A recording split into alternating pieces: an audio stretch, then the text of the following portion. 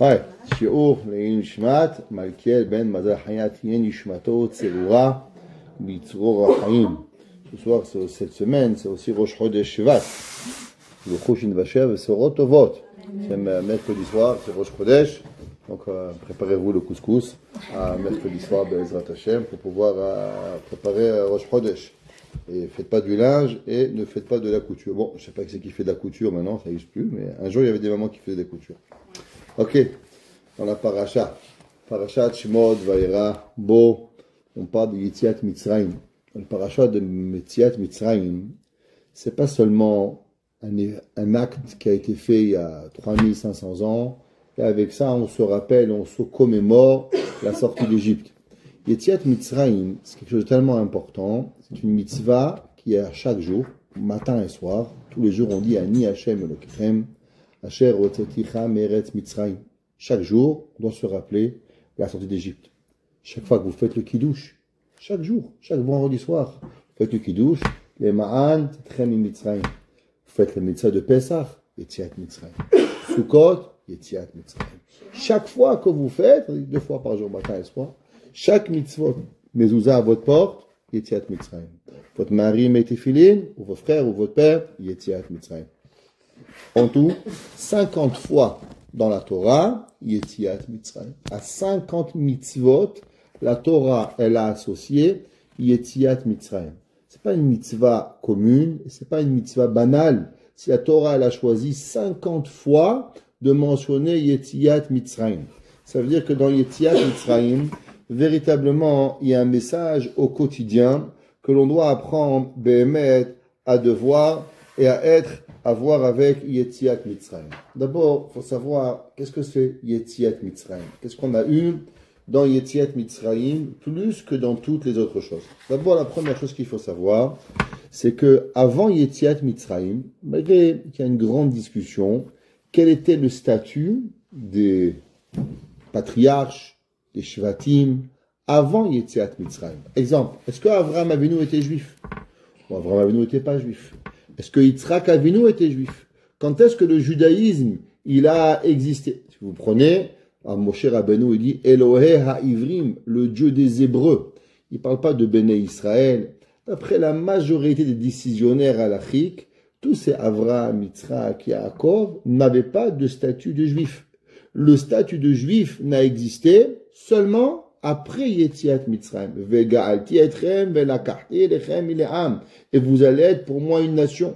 Donc le statut du juif n'a existé seulement après Yetziat Mitzrayim. C'est une des raisons pourquoi Rashi, le premier Rashi de la Torah, Rashi dit Bereshit bara Elohim et hashamayim ve'et haaretz. Au commencement, Kadosh Baruch Hu créa le ciel et la terre. Rashi demande la première question. Pourquoi c'est marqué Bereshit? On aurait dû dire Bereshit bara Elohim. Au commencement, créa Elohim. Akadosh Baruch Hu. Demande Rashi, on aurait dû dire Elohim bara Bereshit. Dieu, il a créé Bereshit au début. Pourquoi on a commencé par ce mot Bereshit au commencement? Bara a créé Elohim. Ça a apporté une grande confusion. Beaucoup malheureusement, de personnes ont voulu expliquer ce verset et de dire comme quoi Bereshit, c'est quelque chose, c'est un être, Bara Elohim, il a créé Dieu. Comme si Hazve Shalom, Akadosh Baruch Hu, il a été lui aussi créé. Parce que sinon on aurait dû dire Bara Bereshit Elohim. Pourquoi Bereshit Bara Elohim? Et Rashi il dit, la fameuse réponse, Bereshit, ça nous apprend pourquoi la création du monde elle a été créée, Bishvil Reshit. Qu'est-ce que ça veut dire? Quelle est la raison pourquoi Kadosh Baruch Hu il a créé? Quelle est la pensée divine que Kadosh Baruch Hu il a voulu quand il a créé le monde? Bishvil Reshit. À cause de Reshit. C'est quoi Reshit? Reshit, c'est Israël. Reshit, c'est la Torah. Alors Rashi demande, si le but c'est la création d'Israël, pourquoi la Torah elle n'a pas commencé par la première mitzvah qu'on a dans Parashat de cette semaine, dans Parashat Bo, la Parashat de HaChodesh Hazeh Lachem Rosh Chodashim. Parashat de cette semaine, il y a une mitzvah qui s'appelle la Parashat de compter les mois et d'avoir le mois de Nissan, premier mois, le premier mois de l'année. Rashi dit la Torah tzara latrila me'achodesh Hazeh Lachem. Pourquoi la Torah, elle a commencé à nous raconter la création du monde. Rashi ramène au nom de Rabbi Yitzhak.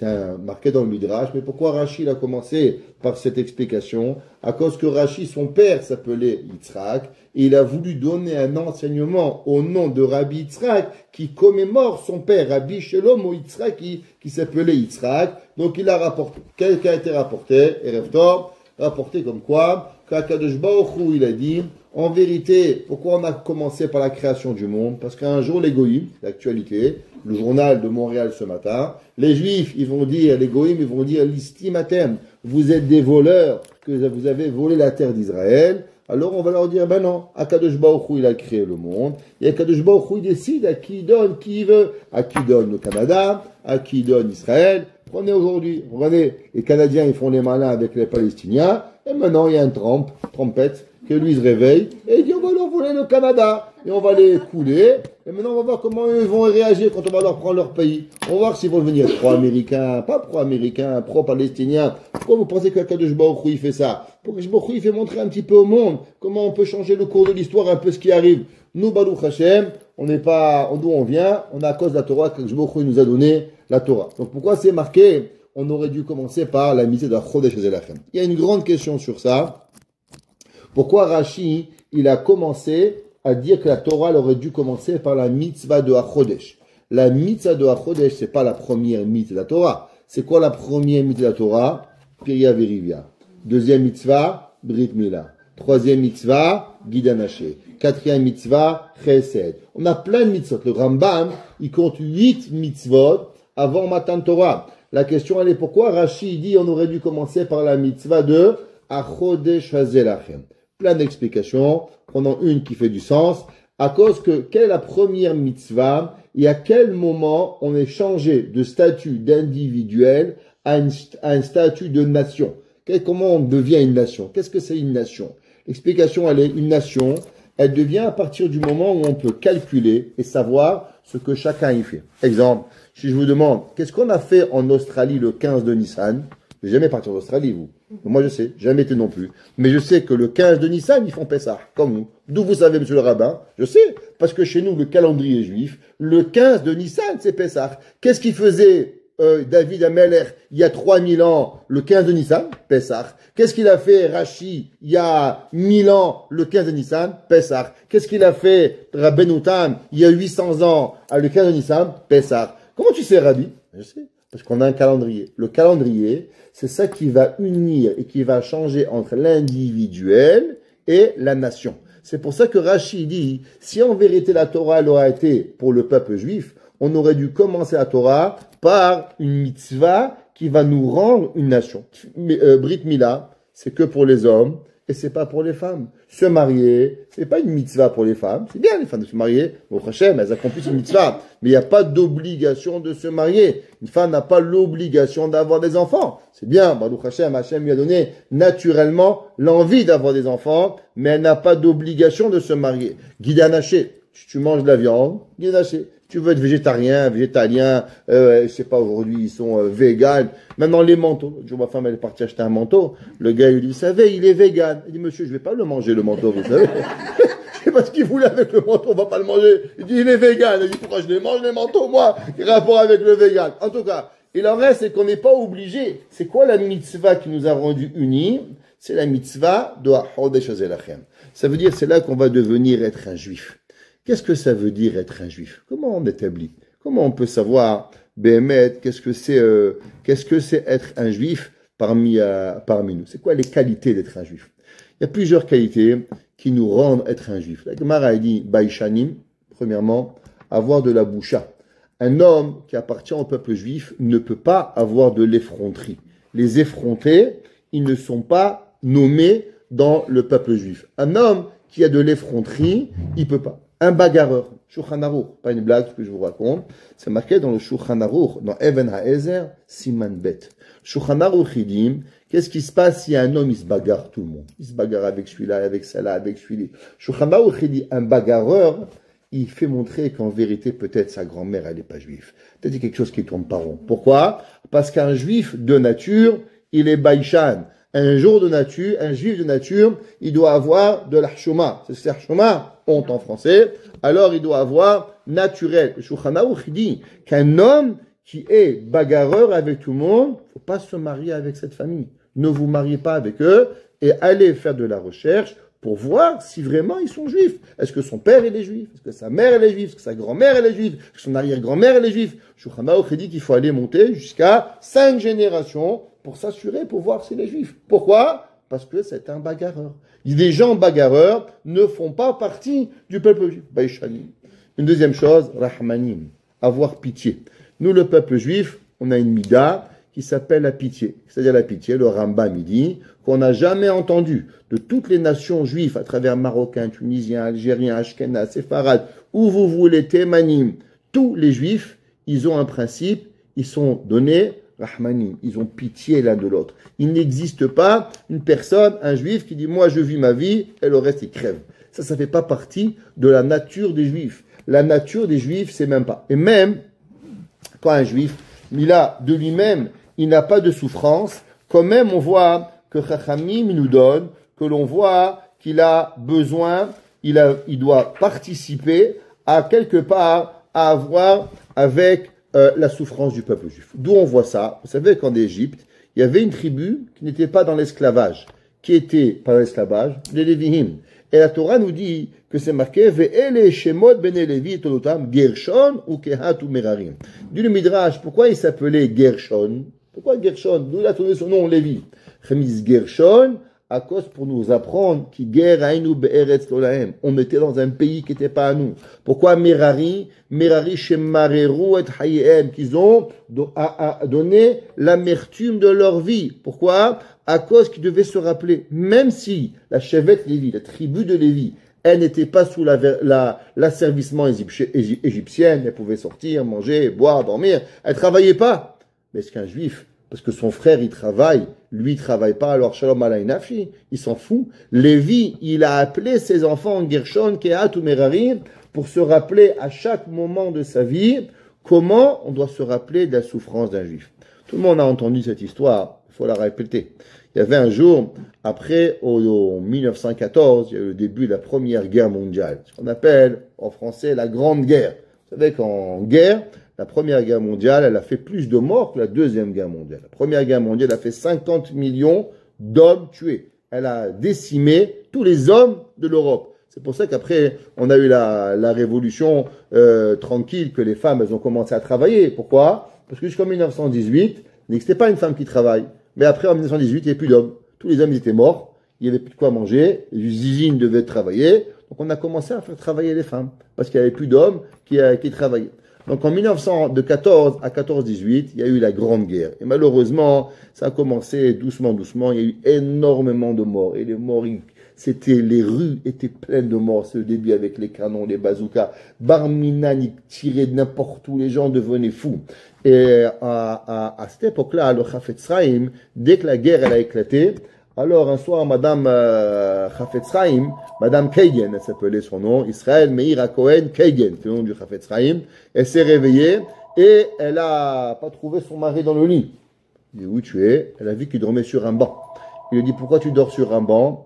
Elle dit, je dors sur un banc parce que comment un homme il peut continuer à dormir tranquille à partir du moment où un homme il va savoir que des juifs ils sont en train de souffrir. Comment c'est possible qu'un homme il va dormir? Un homme il doit avoir dans son cœur à savoir, à comprendre et à participer à la souffrance du peuple juif.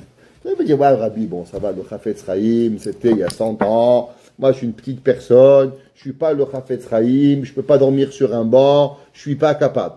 Vous savez, il y a un Rav, il s'appelle Rav Kolodetsky, qui est le gendre du Chafetz Chaim, le gendre de Rav Chaim, de Rav Chaim Kanievski. Eh bien, sa femme, qui est la fille de Rav Chaim Kanievski, elle a fait montrer à ses élèves que son mari, depuis le 7 octobre, il a, entre le sommier et le matelas, il a mis une planche de bois pour que le lit soit dur. Sa femme lui a dit, pourquoi tu mets cette planche de bois? Il dit, parce que les pauvres filles qui ont été prises en captivité, elles ne dorment pas sur des lits comme nous, confortables. Des lits qui sont durs, les pauvres. Alors, la nuit, quand je vais dormir, au moins, je me rappelle de faire Shira Ma'alot, de prier pour ces jeunes filles-là, pour pouvoir y arriver. La femme de Rav Aaron Kotler, quand Rav Aaron Kotler est arrivé en Amérique, en 1940, quand il est arrivé au moment où il y a eu la Deuxième Guerre mondiale. Elle est partie du Japon, et de Japon, elle a été envoyée en Amérique pour pouvoir aider avec Rav Moshe Feinstein et pour pouvoir reconstruire l'Amérique. Depuis 1940 jusqu'en 1945, Madame Kotler n'a jamais goûté un café avec du sucre. Elle n'a jamais mis dans sa bouche un bonbon sucré. On lui a demandé pourquoi. Elle a dit, comment je pourrais prendre du sucre? Le sucre, c'est la douceur. Le sucre, c'est le plaisir. Est-ce que je peux avoir du plaisir en sachant que des Juifs qui sont brûlés et tués à Auschwitz? Est-ce qu'on peut se rappeler? Alors, on n'est pas le Chafetz Chaim, on n'est pas le Chafetz Chaim de dormir par terre, mais peut-être qu'on peut avoir pas tous les kiffs du monde. Peut-être qu'on peut dire que quelque part, allez, un petit kiff de moins, on peut avoir 5 gâteaux, 4 gâteaux. Ça veut le Shulchan Aruch, c'est pas rien. Shulchan Aruch, il dit qu'un homme, il peut pas avoir tous les mets possibles. Imaginez-vous, il va, le poisson, la viande, là, il va au magasin, il a 15 poissons, 14 viandes. Shulchan Aruch, il dit, on n'a pas le droit. Il faut garder une chose que tu as pas. Pourquoi? Zecher l'Amigdash. On doit avoir un de moins pour se rappeler que le temple était détruit. Ça veut dire que dans la vie, s'enlever des fois un petit peu un plaisir, c'est suffisant déjà pour pouvoir se rappeler que Béhémet, nos frères, ils ont été tués. Et on est encore dans une souffrance où il y a des gens qui souffrent. Et ça fait partie de ce qu'on appelle Rahmanim. On ne peut pas être une personne qui est complètement oubliée de ce qu'on a à Israël. Il y avait un jour Rav Shlomo Zalman Auerbach. On a parlé de Rav Shlomo Zalman Auerbach.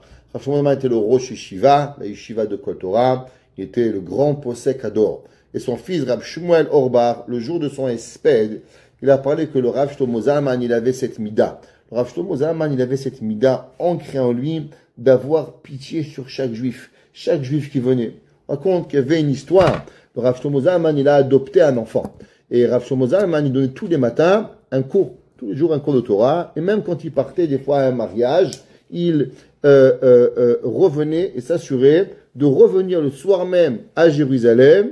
Et il est arrivé à l'heure pour pouvoir donner son cours. Et un jour, il avait adopté un enfant. Et quand il avait adopté son enfant, alors le lendemain, le soir, il est resté à Bnei Brak. Et le lendemain matin, son fils adoptif, il a vu. Il dit, papa, qu'est-ce que tu fais là? De toute ta vie, tu as jamais raté ton cours de Torah. Pourquoi tu es resté à Baruch Hashem? On a fait le mariage, tu aurais pu repartir à Jérusalem. Et tu sais, mon fils, quand un garçon, le lendemain du mariage, il ouvre les cadeaux, alors il y a le papa, il y a la maman, il y a la kala, il y a les familles qui sont là, qui voient qu'est-ce que tu as reçu. Et je me suis dit que peut-être, toi, tu vas avoir de la peine, parce que ta kala, elle va avoir ses parents pour pouvoir ouvrir les cadeaux. Et toi, tu vas être tout seul. Je dis, mais papa, est-ce qu'on rate un cours de Torah pour faire plaisir, pour ouvrir des boîtes de cadeaux? Il dit, pour ouvrir des boîtes de cadeaux, non. Mais pour empêcher un juif d'avoir de la peine, oui. Il lui a dit, si je savais que tu allais avoir de la peine, et comment j'aurais pu donner un cours de Torah au moment où je vais savoir que toi tu as de la peine? Comme mon fils il a de la peine, alors oui, on annule le cours de Torah. On annule le cours de Torah pour pouvoir être présent avec lui au moment où il ouvre le cadeau, alors automatiquement il va apprendre. Parce qu'on avoir pitié de pouvoir quelqu'un. Le rabbi de Vijnitz, il n'y a pas longtemps, il a un des enfants que malheureusement a été tué, son père, parmi les soldats. Et un des enfants, son père était un chassid Vijnitz. Alors il s'est marié. Et quand il s'est marié, le lendemain du mariage, le rabbi de Vijnitz, il a appelé la maman. Comment ça va? Comment était le traiteur? Comment étaient les fleurs? La femme ne comprenait pas. Le rabbi de Vijnitz, il appelle, demander comment ils vont les fleurs, comment ça va ci, comment ça va là. Elle n'a pas tellement compris. Elle se dit, le rabbi était un peu malade, il lui manque pas quelque chose. À la fin de tout ça, elle était un peu gênée. Et elle a répondu à toutes les questions. Alors après, elle dit, peut-être la rabbinite, elle est là. Elle dit, oui, je peux parler à la rabbinite. Elle dit, mais la rabbinite, pourquoi votre mari, il m'appelle? Il dit, parce que mon mari, il savait qu'une maman, d'habitude, une femme, elle a un mari pour qui parler, pour lui expliquer comment trouver le mariage. Et mon mari, toute la nuit, il s'est dit, mais avec qui elle va se réveiller, la veuve? Et avec qui elle va parler de ce qui s'est passé au mariage?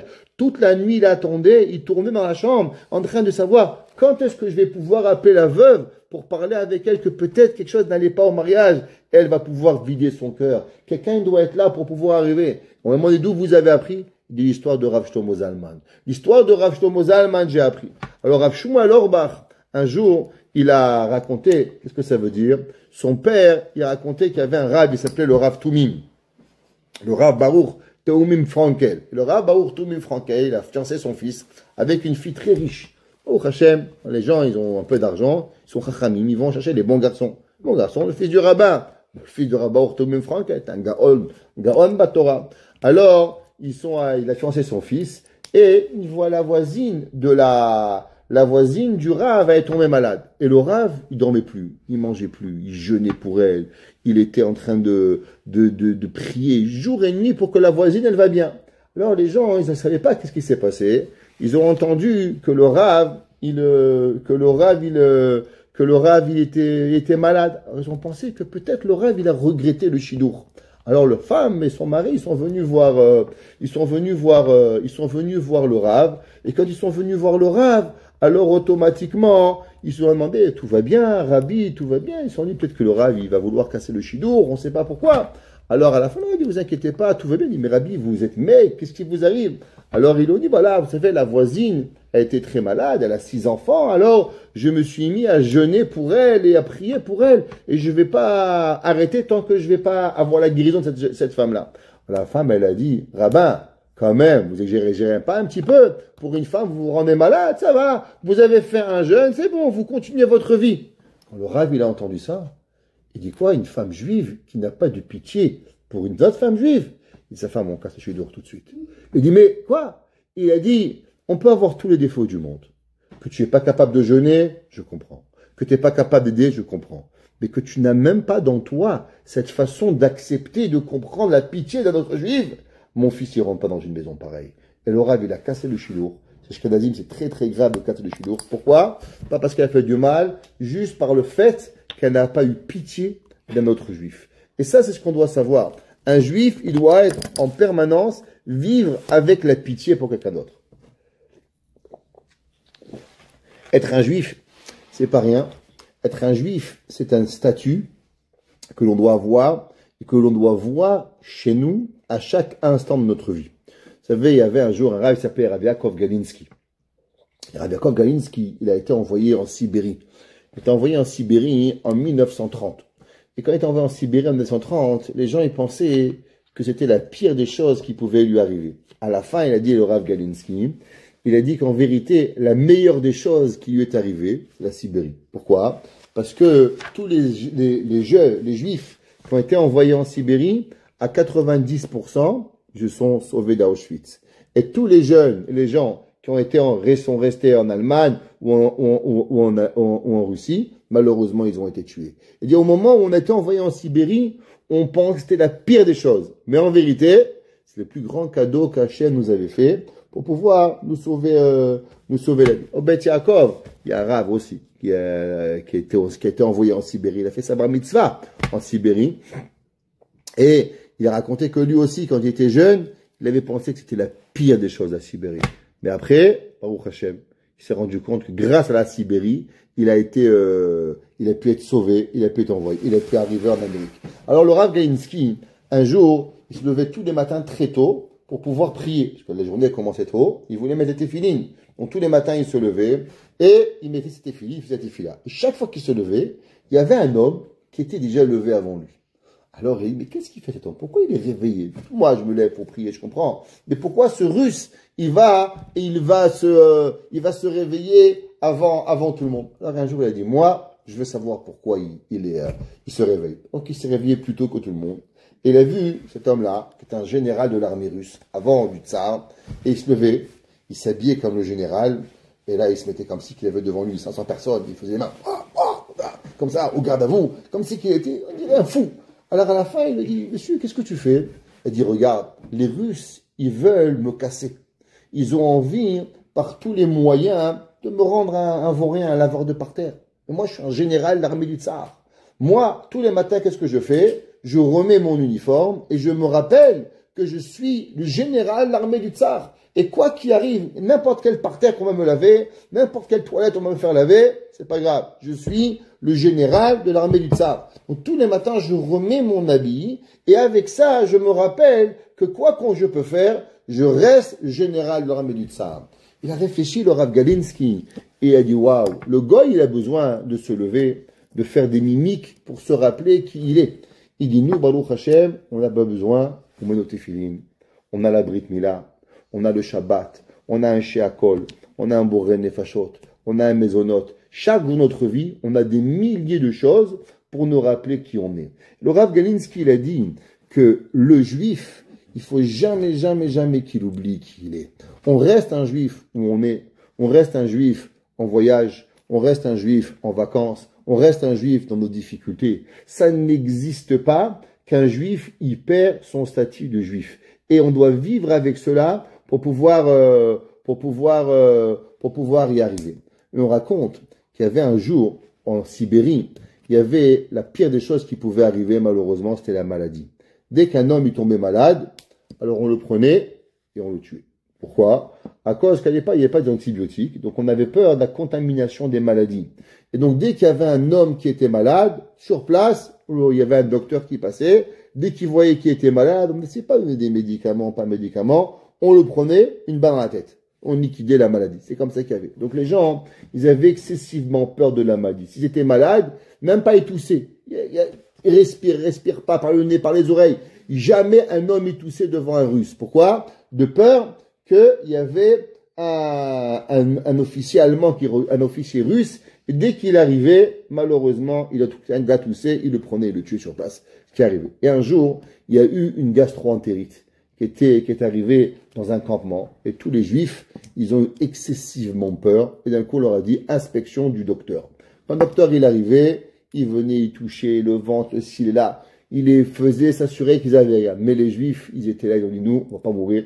Et ils sont arrivés, et le docteur, il est venu, il a commencé, et les gars, ils étaient morts de douleur, mais ils ont fait tout ce qu'il y avait à faire, ni à tousser, ni à bouger, ni à faire rien, pour pas faire, soi-disant, qu'il y a un malade. S'il y avait un malade, il y avait en plus plusieurs dans le camp, ça voulait dire toute la baraque, malheureusement, allait être tuée. Alors, le docteur, il est là, et tout le monde, il attendait juste que le docteur, il se sauve, pour pouvoir tousser, courir aux toilettes, et faire ce qu'ils avaient besoin de faire. Et à ce moment-là, le docteur, il rentre, et il finit, et il va pour partir, et il revient. Et quand il revient, il se met devant la porte, il y avait un calendrier juif. Pourquoi? Il y avait quelqu'un qui avait écrit un calendrier pour se rappeler quelle semaine on est, quel mois on est, quel paracha on est, au moins pour savoir un petit peu Pessah Shavuot, en tout cas, pour garder un petit peu. Maintenant, ils avaient fait le calendrier par cœur. Et le docteur, il arrive, il regarde le calendrier. Et il dit, qui c'est qui a fait ce calendrier? Donc, le gars qui voyait qui a fait le calendrier, il savait très bien que Dato Ahat Ne'amit, ça voudrait dire seulement et uniquement d'être tué. Alors, personne n'a répondu. Il dit, ou vous me dites, ou je déclare le campement en isolement, demain vous êtes tous morts. Alors, Naï s'est levé, il dit, c'est moi. C'est moi qui a fait ce calendrier. Il dit, viens avec moi. Et il lui a dit, tu sais même pas écrire, Va'era. C'est pas Vav, Aleph, Resh, He. C'est Vav, Aleph, Resh, Aleph. Alors il regarde, il voit qu'il avait fait une erreur sur le calendrier, Parashat, Va'era. Il lui a dit, mais d'où vous savez? Il dit, parce que moi aussi, quand j'étais petit, j'étais au Cheder. Et quand j'étais au Cheder, on m'a appris à écrire.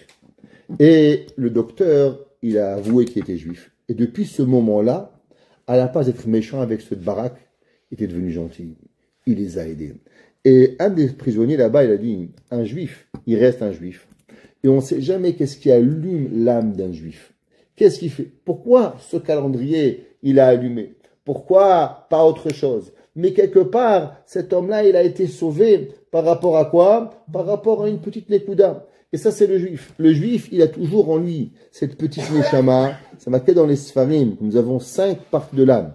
Nefesh, Ruach, Neshama, Hayam, Yechida. C'est quoi Yechida? Yechida, c'est l'âme la plus élevée qui puisse exister. Mais elle est aussi du nom Yachid. Yachid ou Myuchad, qui veut dire unique. Ça veut dire qu'il y a une partie de l'âme du juif que plus jamais le juif, il peut être oublié qu'il est un juif. Et toute la vie, on doit travailler avec cette partie que l'âme, que Akadosh Baruch Hu nous a donnée.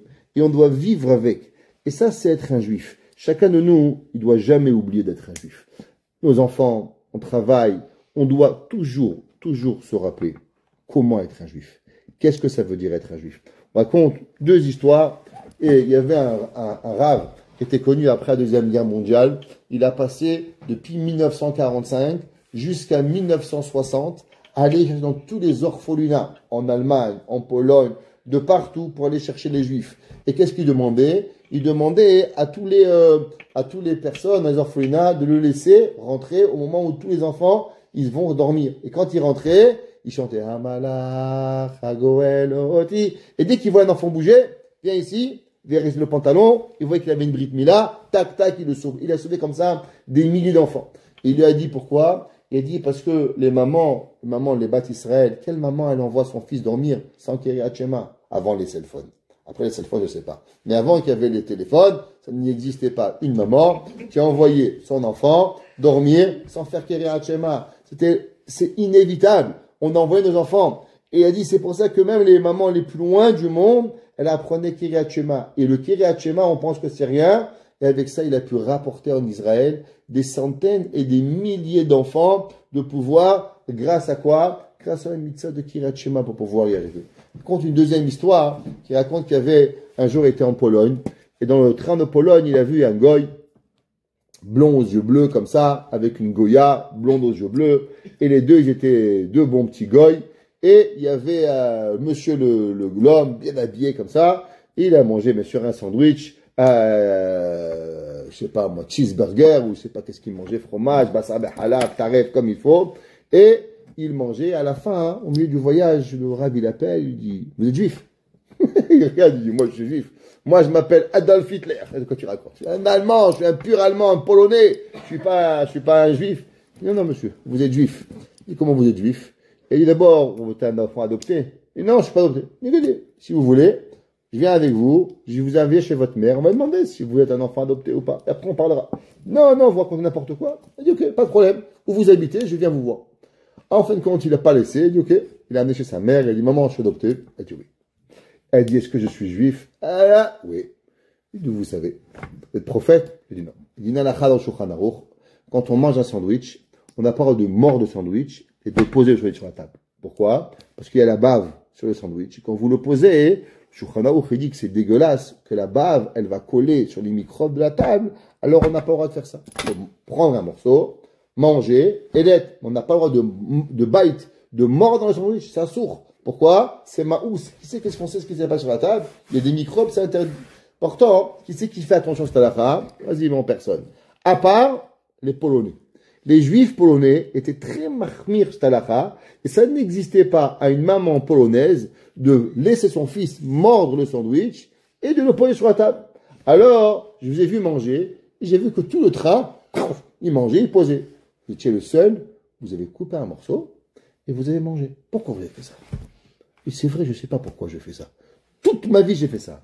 Il dit parce que votre mère a été polonaise, et votre mère était une juive polonaise, et votre mère, elle vous a appris Derech Eretz, votre mère, elle vous a appris la Torah. Elle a vérifié, c'était un juif, et en fin de compte, il a divorcé sa Goya, il est arrivé en Eretz Israël, il a refait sa vie. Pour comment? Avec une ékouda. Une ékouda de comment apprendre. Apprendre à être un juif, c'est pas seulement aller à la synagogue. Être un juif, c'est comment on parle. Être un juif, c'est comment on vit. Être un juif, toute sa vie, elle nous demande de réfléchir et de savoir comment on vit être un juif. On raconte qu'il y avait le Chazon Ish. Le Chazon Ish, quand il arrivait dans une ville, les gens ils venaient. Bien sûr, imaginez-vous le Chazon Ish, les gens ils demandaient plein de questions. Alors quand le chauffeur il partait, il dit pars doucement, roule très doucement. Et quand il partait de la ville, il dit non, tu peux aller plus vite. Il dit Rabbi, pourquoi vous voulez que quand on quitte à chaque fois, on quitte très doucement? Et il lui a dit le Rav, parce que les gens ils viennent et ils me demandent, lui il a un problème de Shalom-Bayit, il n'a pas d'enfant, il n'a pas de Khatan, il n'a pas de Kala, il n'a pas de ci, il n'a pas. D'après toi, si je vais, je me sauve vite. Qu'est-ce que ça veut dire? Ça va leur faire croire comme quoi je les ai abandonnés. Un juif, même quand il quitte la maison, il faut qu'il fasse montrer comme quoi il a de la peine de les quitter. La difficulté qu'ils lui ont donnée, il faut qu'il le prenne avec. Il faut qu'il arrive et qu'il le ressente de pouvoir y arriver. Même quand on quitte une maison. La Gemara a dit, comment on quitte la synagogue? On quitte pas en courant. On marche vite les derniers pas et les premiers pas de la synagogue, on marche doucement. La Gemara a dit pourquoi? La Gemara dit parce que quand on vient chez Dieu, il faut faire montrer qu'on est excité de venir chez Akadosh Baruch Hu. Et quand on quitte la synagogue, comment on fait? Les premiers pas, on marche doucement. Faire montrer à Hachem, on t'aime, on t'abandonne pas, on va manger, on va boire, mais on peut pas abandonner Akadosh Baruch Hu. Même comment on marche, même comment on boit, même comment on vit, l'homme, il doit savoir comment se comporter avec Akadosh Baruch Hu. Même comment on va avancer, même comment on compte. 1, 2, 3, Oshia, Et, Amecha. On a une façon de compter, de pouvoir vivre. L'homme, il doit être un juif à chaque moment de notre vie. L'égoïme. Et le monde veut par tous les moyens nous donner à ce qu'on oublie que l'on soit juif. Mais notre plus grande guerre que l'on doit, c'est de s'assurer que jamais on va oublier qu'on est avec Akadosh Baruch Hu. C'est pour ça que dans la paracha de Shemot, il y a un verset très important que c'est très difficile à comprendre. Vous savez, Akadosh Baruch Hu, il a parlé à Moshe Rabbeinu. Et il lui a dit à Dieu, Moshe, tu vas aller, tu vas sauver le peuple juif. Et qu'est-ce que Moshe Rabbeinu il dit à Dieu? Ma Shemecha. Quel est ton nom? Tout le monde dit, quel est ton nom? Je ne comprends pas. Tu ne connais pas Hachem? Hachem, Elohim. Ça fait déjà, Baruch Hachem, des centaines d'années que Avraham, Yitzhak, Yaakov, Moshe, Aaron, Shlomo, tout le monde y connaissait, Akadosh Baruch Hu, Noach y connaissait, Adam y connaissait, Shem y connaissait, Ever y connaissait. C'est quoi que Moshe Rabbeinu, le premier de l'histoire de la Torah, depuis 2448 ans, qui demande à Dieu, c'est quoi ton nom? C'est quoi ton nom? Tu connais pas le nom d'Akadosh Baruch Hu. Vayomer Hachem, El Moshe. Et Dieu, il a parlé à mon traduction, que Dieu dit, tu sais, Moshe, je m'appelle Hachem, et je te parle. Normalement, c'est comme ça que, pourquoi? Sûrement, comment, imaginez-vous, moi je suis pas prophète, mais si un jour un homme, il fait une prophétie, la première chose qu'il va réfléchir, c'est, peut-être que je suis schizophrène, peut-être que j'ai des visions, peut-être que je deviens fou, peut-être que j'ai fumé de la moquette, je sais pas. C'est ce que l'homme, il va penser. C'est moi, Kadosh Baruch Hu, il te répond, non, t'inquiète pas, t'as pas fumé de moquette, t'as pas fumé de marijuana, tu vas passer par des médicaments, t'as pas drogué, c'est moi, Kadosh Baruch Hu. Le Rambam, il écrit, que Béhémet, que l'homme, quand il a une prophétie, quelque part, il a l'impression de se séparer de son corps, de ce monde. Et c'est pour ça que les prophètes, ils devaient jouer de la musique, ils devaient rentrer en transe pour arriver à une voix. Mon cher Rabbeinu, c'est différent. Mais la première prophétie qu'un homme, il arrivait, Béhémet, il savait pas un petit peu qu'est-ce qui lui arrivait. Ça devait arriver. On voit que Shemuel a Navi, Hachem, il a appelé Shemuel, il a couru chez le prophète Élie, ce que tu m'as appelé, c'est qu'il savait pas qu'est-ce qui lui arrivait. Élie lui dit, t'inquiète pas, quand tu vas entendre le mot Shemuel, dis que tu es prêt à écouter, Hachem va te parler. Ça veut dire qu'un enfant, un homme, il a une préparation à arriver à la prophétie. Alors pourquoi Kadosh Baruch Hu, il a dit à Moshe a dit à Dieu, Ma Shemera, c'est quoi ton nom? Ça va changer à quoi? Comment il s'appelle Akadosh Baruch Hu? Et la réponse, elle est encore plus difficile. La réponse, elle est que Dieu, il lui a donné un nom, Eheye, Asher Eheye.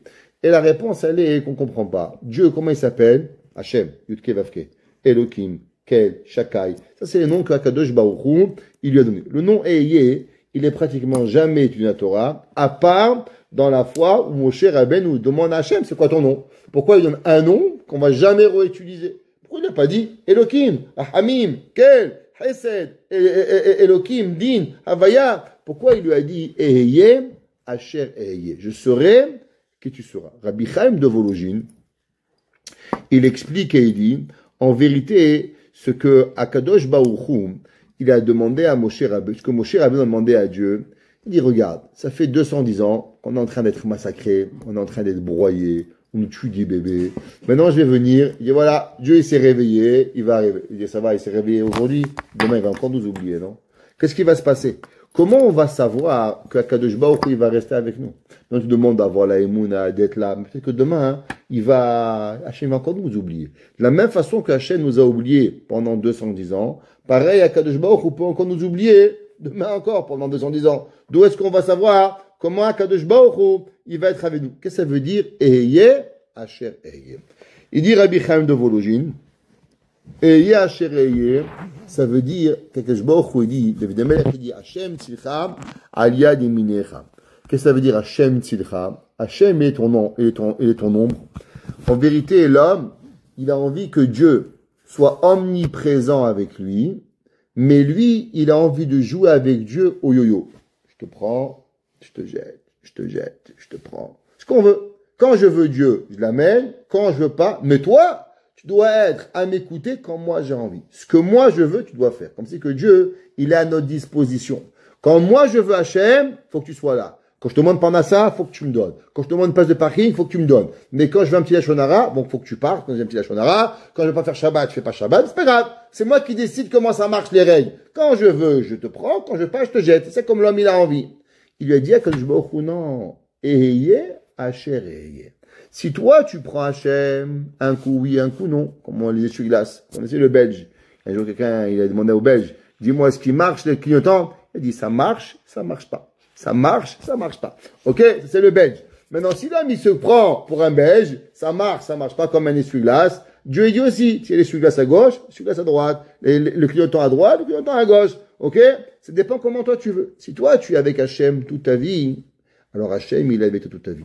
Si toi, tu es Hachem une fois par semaine, eh ben, Dieu aussi, choisit quand semaine il veut venir avec toi. Toi, tu veux avec Kadosh Baruch Hu 365, 24 heures sur 24, 7 jours sur 7. Alors, à Kadosh Baruch Hu, c'est pas sûr qu'il écrit qu'on doit être à Kadosh Baruch Hu quand tu vas être avec lui, Kéri. C'est quoi Kéri? Ça veut dire que tu vas être avec lui soudainement, par erreur, par hasard. Si toi, tu te prends avec Hachem par hasard, alors automatiquement, Akadosh Baruch Hu, il vient et il va nous s'occuper de nous par hasard.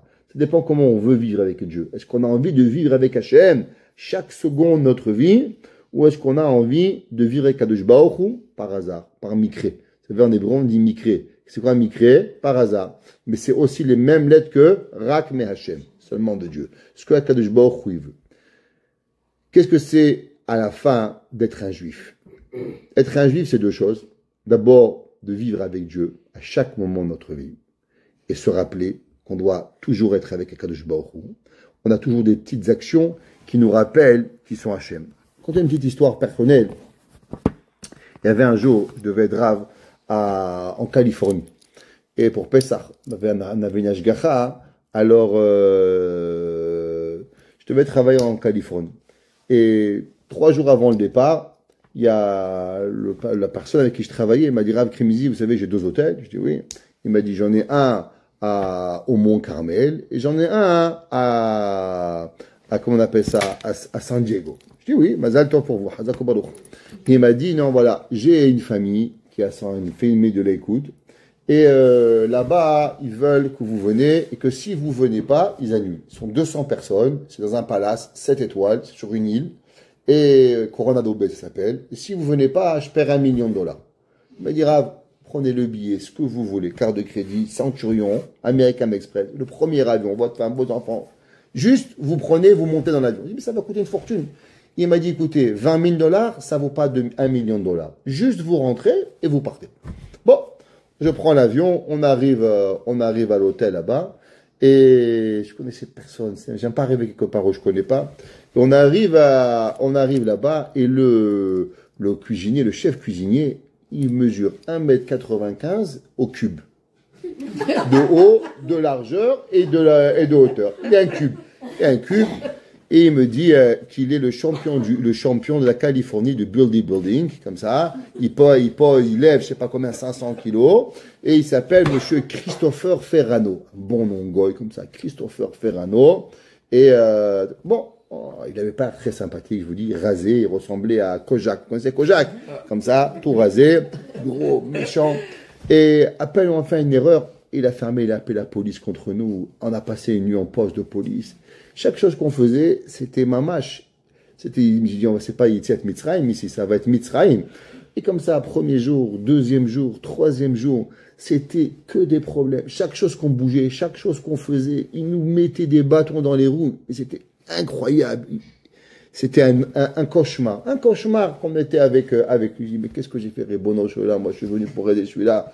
Moi, je connaissais l'autre hôtel, je connaissais mon équipe. Mais non, qu'est-ce que ma pichou, ma khatati avec celui-là? Bon.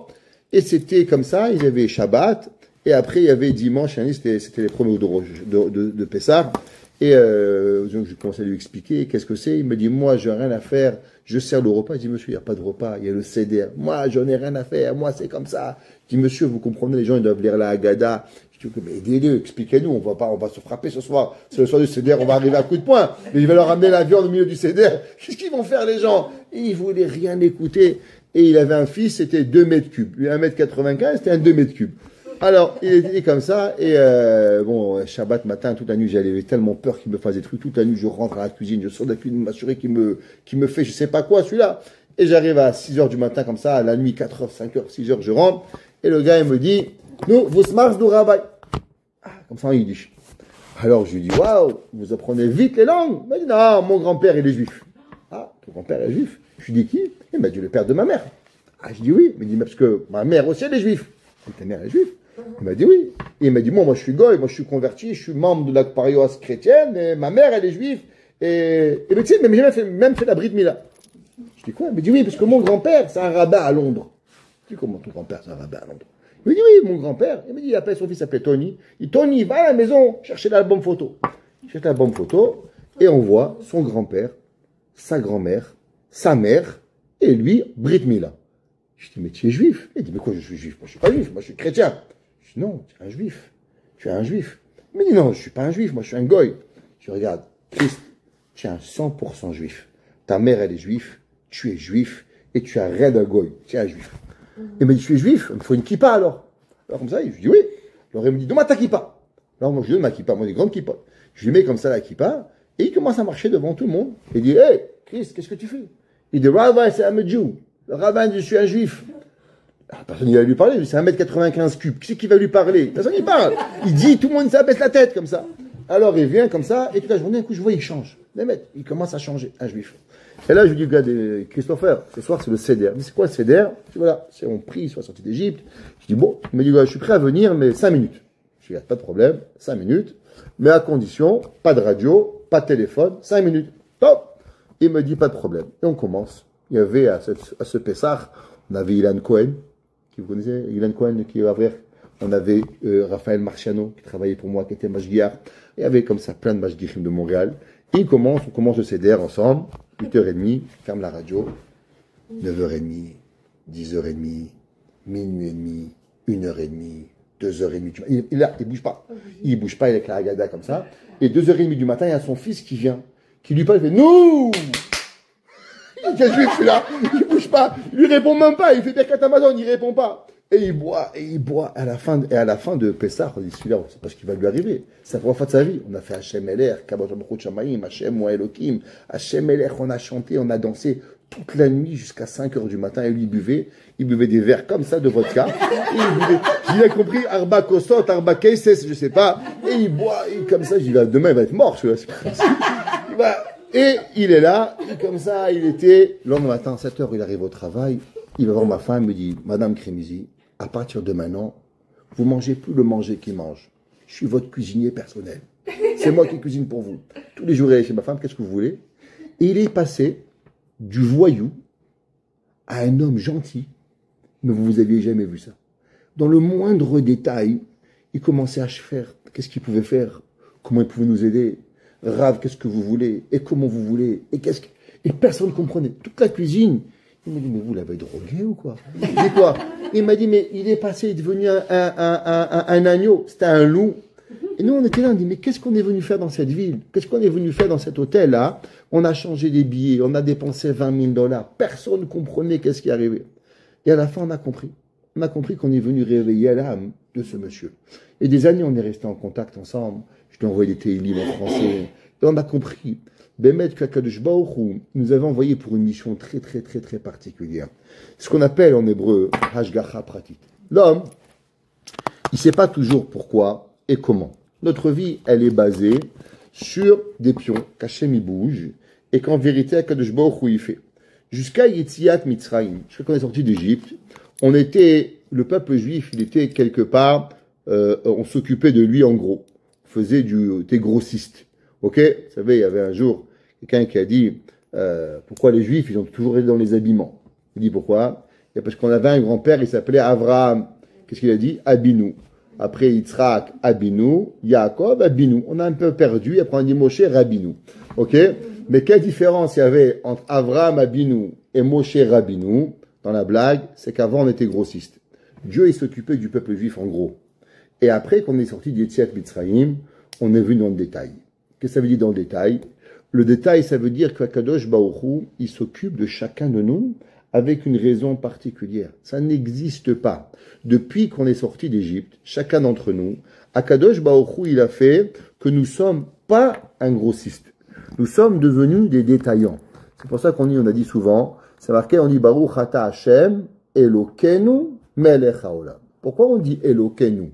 Pourquoi on ne dit pas Baruch Ata Hashem Elokim Melech Haolam? Pourquoi on dit Elokeinu, notre Dieu? C'est pas notre Dieu. Dieu, c'est le même. Pourquoi les Arabes, ils ont un Dieu, les Chinois, ils ont un Dieu?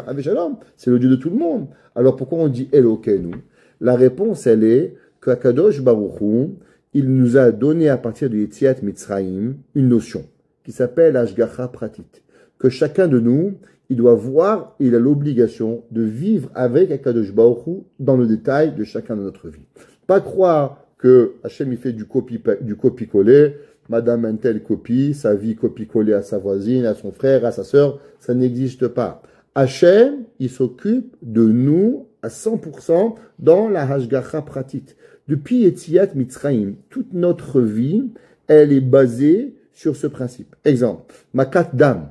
Ils disent pourquoi il y avait Makat Dam. La Makat Dam, elle était pour prouver à chacun d'entre nous comment Akadosh Baruch Hu est important. Prenez un juif, il prenait et buvait de l'eau.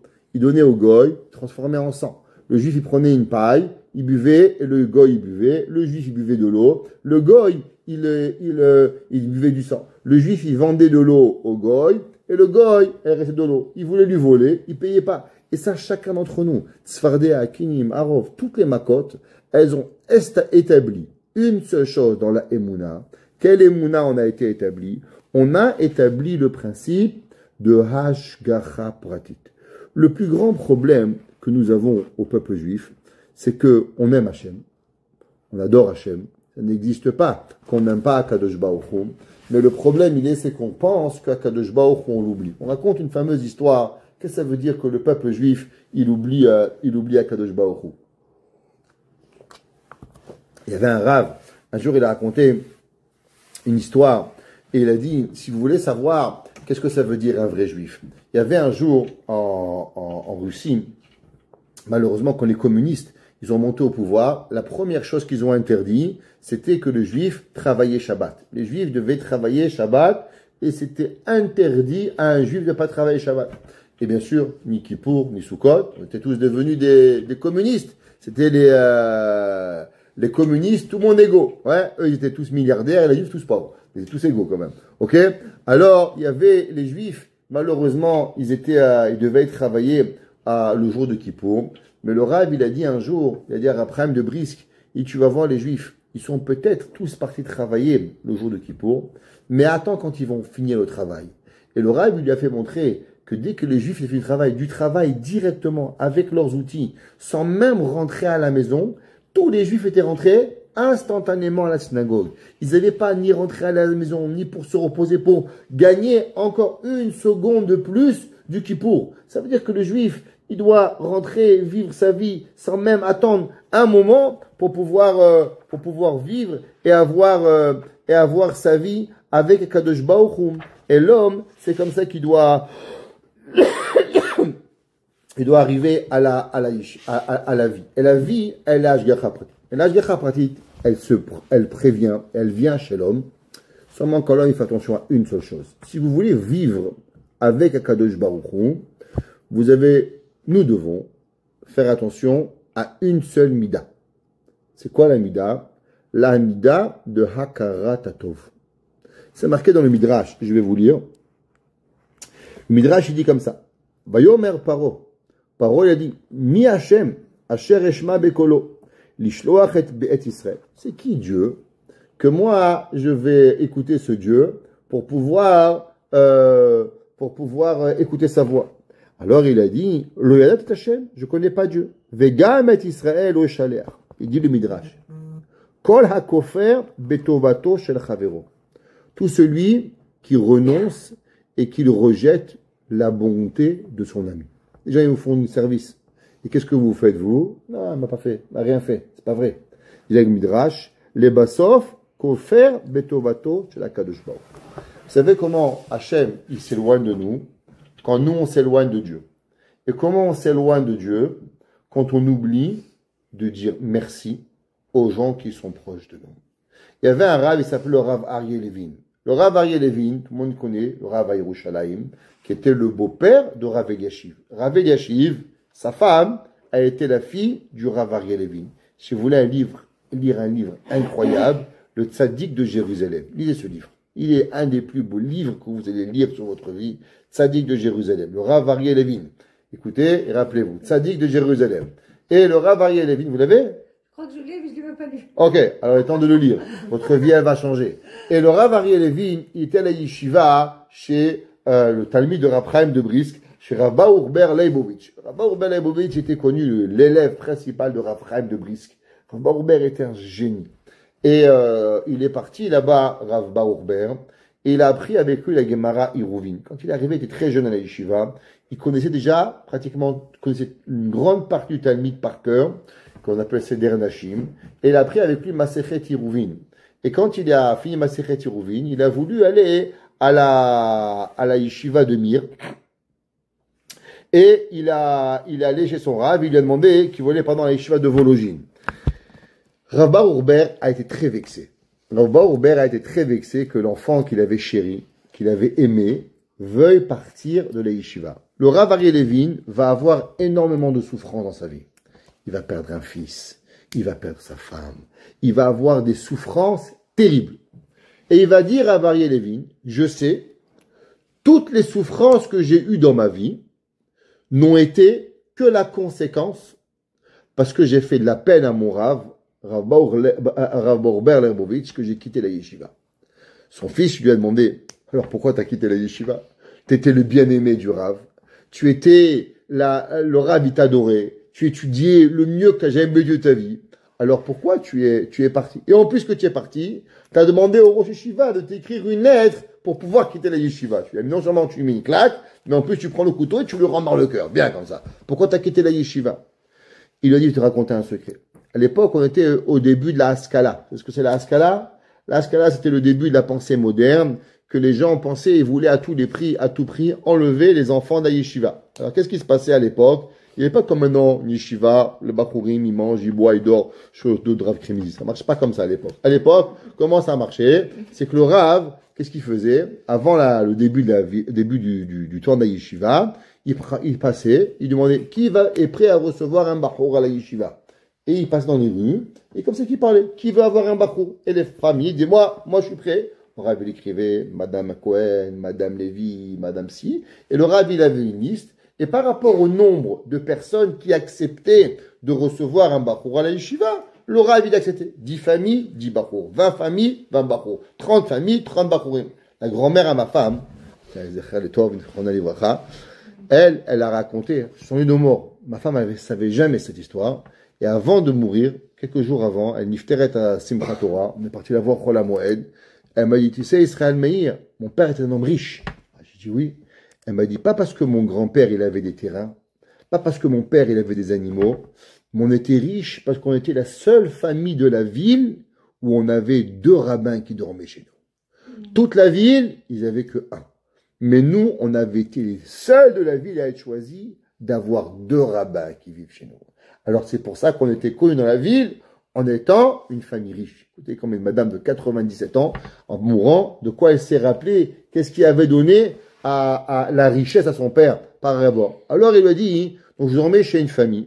Et ce monsieur-là, il n'était pas très bien. Tous les jours, il essayait de m'enlever de la Torah et il essayait de m'envoyer à l'université. Et il me bombardait la tête pour que je parte à l'université. Et moi, j'arrivais pas à étudier. Je rentrais le soir, à l'université, qu'est-ce que tu fais la Torah, qu'est-ce que tu fais, il me bombardait, j'arrivais plus à étudier. Et j'étais à 2 doigts de craquer et de quitter la Torah et d'aller à l'université. Alors c'est pour ça que j'ai voulu partir.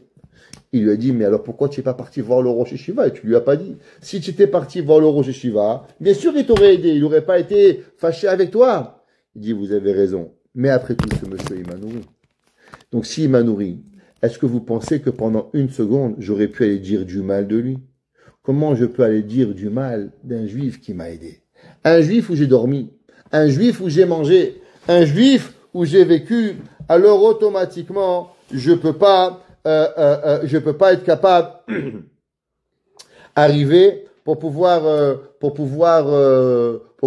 parler de mal de lui. Donc d'un côté, rester, je pouvais pas.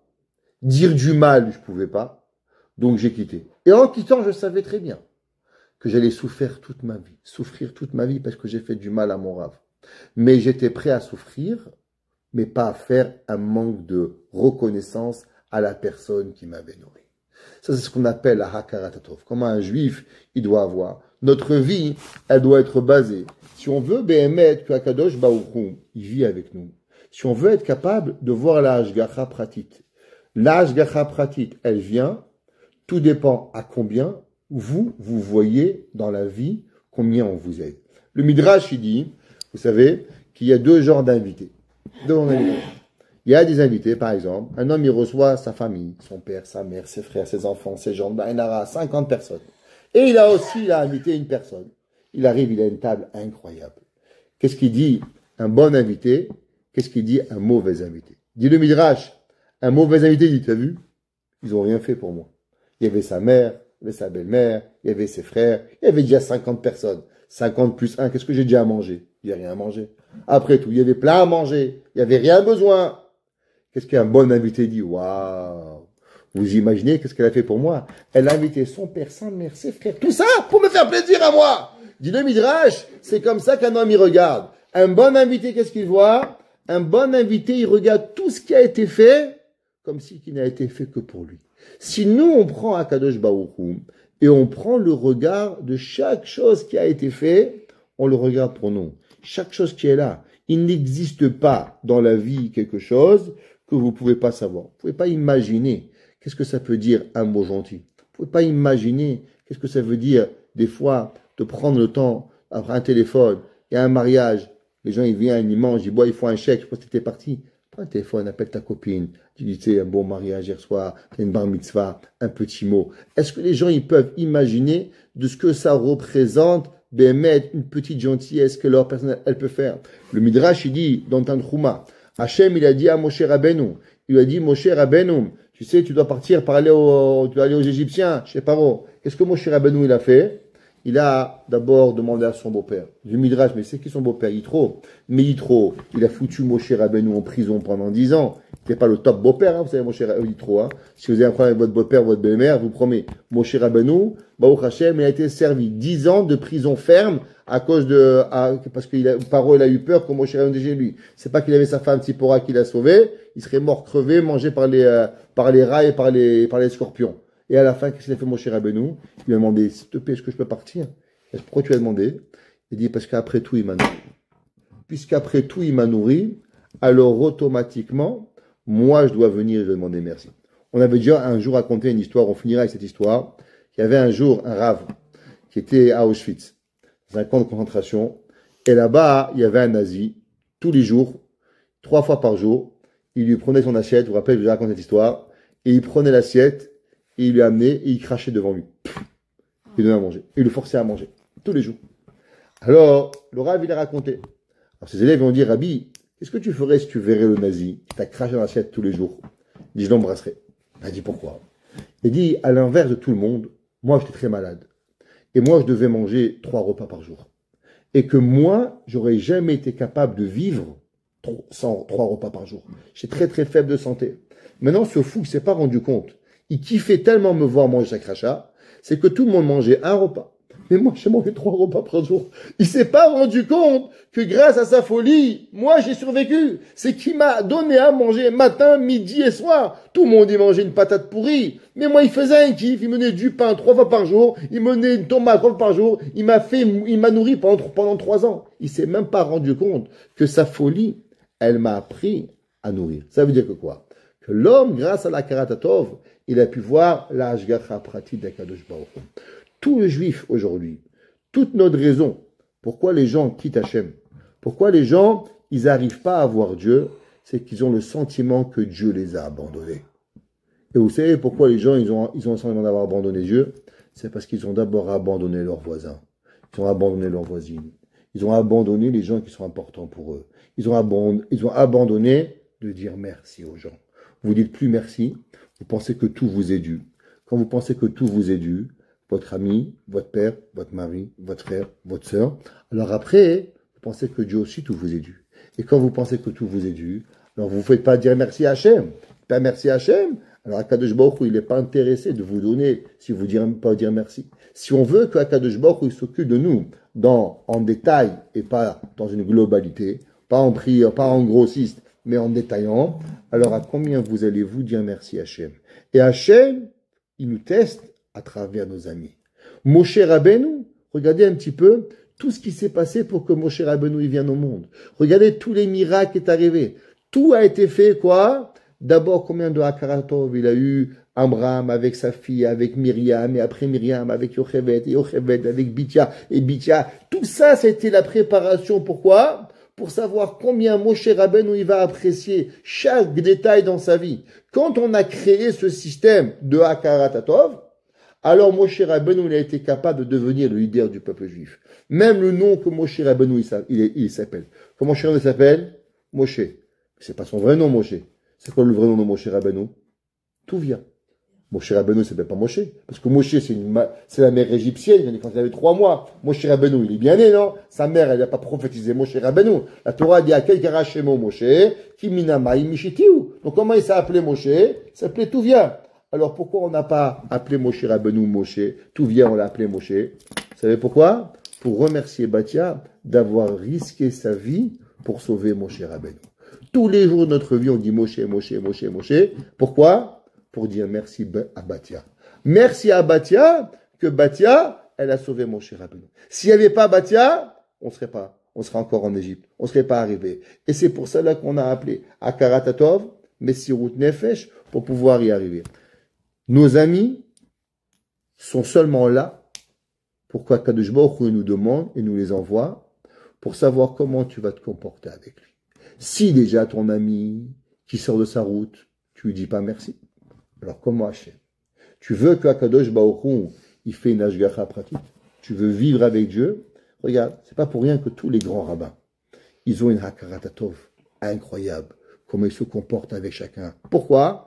Parce qu'ils ont compris que s'ils veulent que Hachem s'occupe d'eux, alors eux aussi doivent être après le monde. Et c'est ça qu'on apprend dans Parashat Shemot, Shemot Va'era, Bo. En vérité, la Torah aurait pu dire les 10 makot en 10 psukim. Dieu l'a fait dam, tzfardea, kinim, arov, des verbes, point la ligne. Et on a fini. Donc on a ramené 3 parashiot, Shemot Va'era, Bo. Parce que la Torah, elle veut de nous qu'on comprend à combien on a besoin de s'occuper l'un de l'autre dans le détail. Combien on a besoin d'avoir un œil positif dans le détail. Comment chacun de nous, s'il veut vivre avec Akadosh Baruch Hu et qui veut que Dieu le vive dans le détail, la question elle est Aïe, Asher Aïe. Comment toi tu te comportes? Hachem il se comporte avec toi. Comment toi tu es sympa? Hachem il est sympa. Toi tu es un voyou, un voleur, un bandit. Tu ne te demandes pas pourquoi Akadosh Baruch Hu va être comporté différent de toi. Comment nous on veut qu'Hachem il se comporte, alors que nous on s'occupe aussi avec Akadosh Baruch Hu. Et que Hachem il s'occupe à travers chacun de nous dans la hashgacha pratique, qui s'occupe dans le détail, dans le moindre détail pour pouvoir y arriver. La Gemara dit même quand vous mettez la main dans votre poche, si vous voulez sortir un $2, il vous sort un $1 ou un 25 sous, un sou, la Gemara dit même ce geste-là, il est compté pour Akadosh Baruch Hu.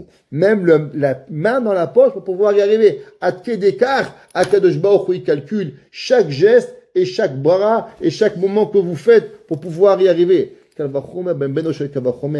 petit effort pour une mitzvah, on peut arriver, on peut grandir, mais pour cela, comprenez l'effort qui est là. C'est pour ça qu'on remercie ce soir la maman, la madame qui a préparé d'aussi beaux gâteaux, une belle table pour nous, magnifique. Le Perrier, elle n'a pas oublié, elle s'est rappelée qu'après-midi, le Perrier, elle a donné, elle n'a pas oublié, elle s'est assurée qu'il soit là, et qu'Akadosh Baruch Hu il fasse qu'il lui manque jamais rien, dans le détail, pas en gros, mais en plus grand dans le détail. Que beaucoup de bénis, Amen, c'est là.